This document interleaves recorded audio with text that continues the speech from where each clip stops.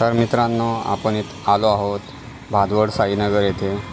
4-5 महिन्यापूर्वी एक gas pipeline टाकली होती। त्याचे जे खड्डे बुजवताना 4-5 महिन्यानंतर पावसाळ्यात खड्डे बुजवत घेतले आहेत आणि त्याच खड्ड्यातून थोडीशी माती बाहेर काढून ढिगारे बनवून त्याच्यात हे छोटी डबर टाकत आले आणि त्याच्यावर ते छोटी लहान पावडर टाकणार आहेत। आज 6 महिन्यानंतर प्रशासनाला जाग आली आणि जे कार्य गॅस पाईपलाईनवाल्यांचं होतं ते अजून त्यांनी न करता हे प्रशासन करत आहे। हे रस्त्याचे खड्डे, आज जास्त जोराचा पाऊस झाला तर हे सर्व दगड रस्त्यावर येऊन बसेल आणि ही माती पण रस्त्यावर येऊन बसणार आणि परत याच्यासाठी नवीन टेंडर काढला जाईल आणि याच्यात प्रशासन काही याच्यात पब्लिकचाच पैसा जातो आहे, पब्लिकच्याच पैशाचं नुकसान केला जातो आहे।